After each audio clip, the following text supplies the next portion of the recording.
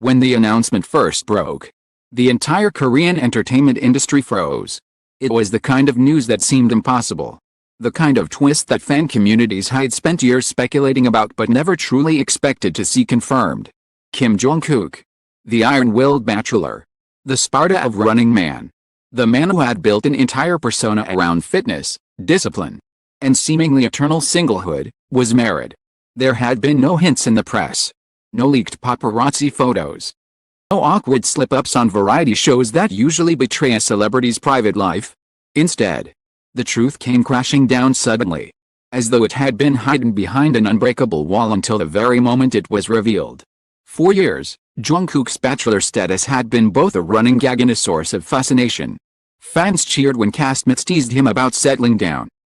Others gasped whenever he shared even a hint of vulnerability about family or relationships.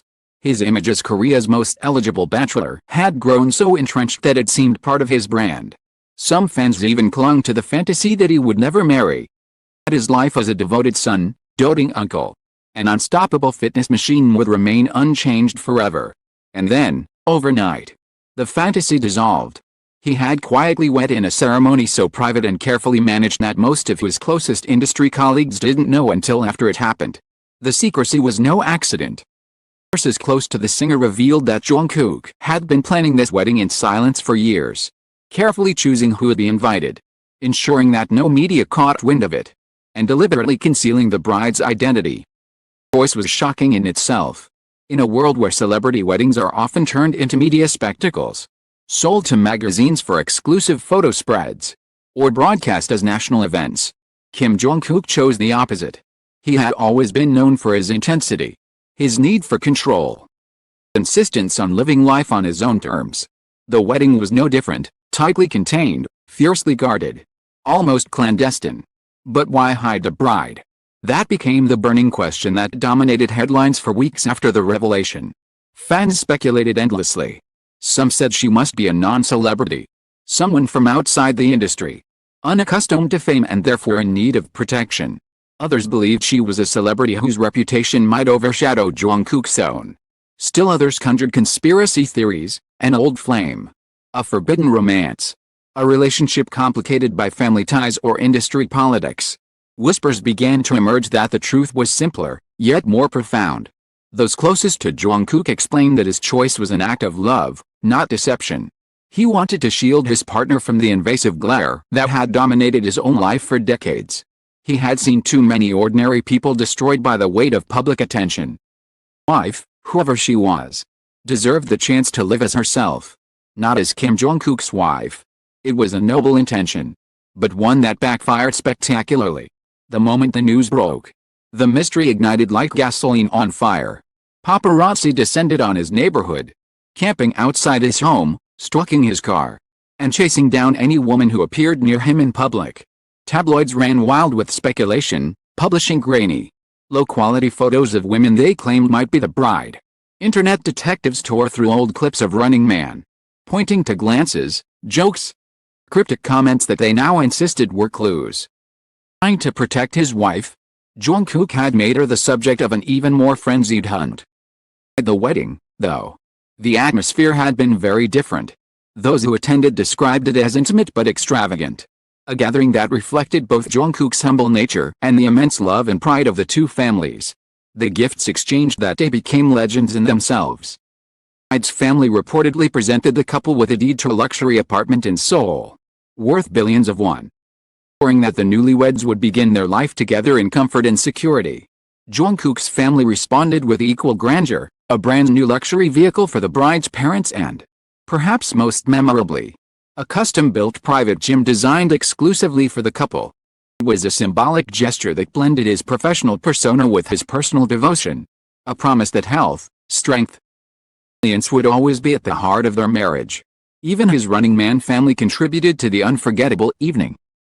Suck, ever the Mick, delivered a heartfelt yet hilarious speech.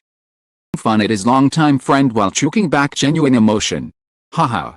Always mischievous. Unveiled a secret photo album filled with years of candid moments, some embarrassing, others deeply touching. Song Ji-hyo, often linked to Jong Kook in fans' imaginations, repeatedly raised her glass with quiet grace. Nothing but warm congratulations. For those inside the hall, it was a night of joy, laughter, and love. For those outside, it was the beginning of a mystery that refused to fade. Weeks after the wedding were not kind to the couple. The bride, who had never courted fame, suddenly found herself the unwilling protagonist in a national drama. Every aspect of her life became a subject of speculation: her career, her family, her hobbies, her physical appearance. Strangers dug through online forums, posting supposed sightings, fabricating backstories, and arguing over who she really was. Some accounts claimed she had been spotted shopping with Jong Kook months earlier. Others insisted she was connected to the entertainment industry, a stylist or manager. None of it could be confirmed, but the sheer weight of speculation was suffocating. The pressure took its toll. According to close acquaintances, the bride began experiencing severe stress.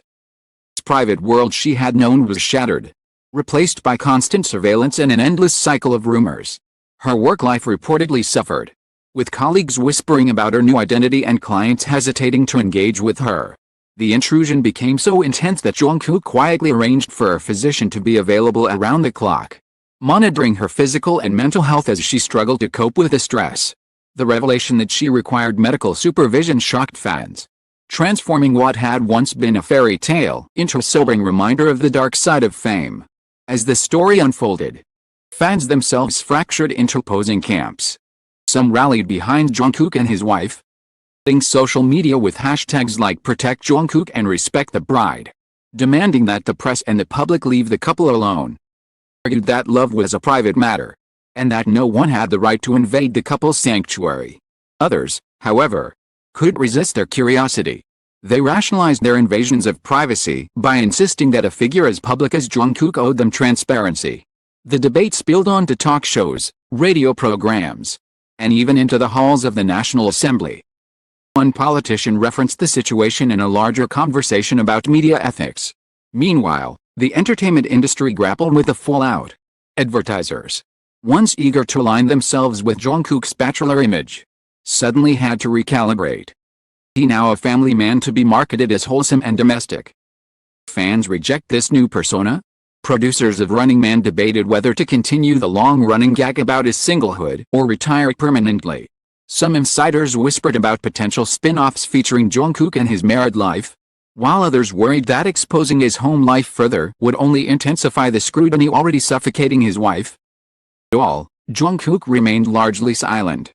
Issued no fiery denials, no lengthy press statements, no television interviews explaining himself. Instead, he focused on his work and his wife, appearing calm in public even as his private world strained under the weight of expectation. Friends said he was torn, desperate to protect his partner but aware that his own fame made such protection nearly impossible. His gym sessions, once performed with joy and broadcast freely on social media, became quieter, more private. He seemed leaner, more serious, his smile a little more guarded. The revelations did not stop. Every week, new stories surfaced. Some were heartwarming, reports that Jong Kook cooked breakfast for his wife every morning, or that he surprised her with handwritten notes hidden in the pages of her books.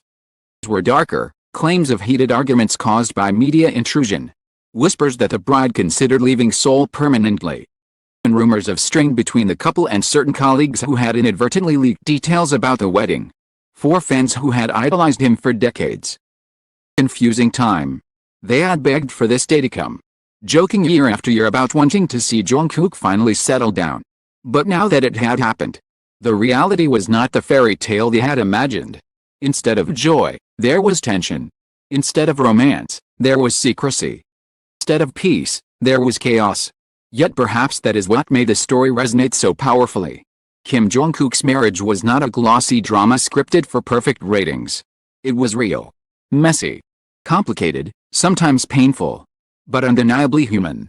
And in that sense, it was more shocking than any imagined scandal or fantasy pairing could ever have been. The question that lingers now is simple but profound: can love survive under the crushing weight of fame? Can a couple build a life together when the world refuses to look away? For Kim Jong Kook, the answer may define not only his future as a husband but also his legacy as one of Korea's most enduring icons. The story of his wedding has ended. story of his marriage has only just begun.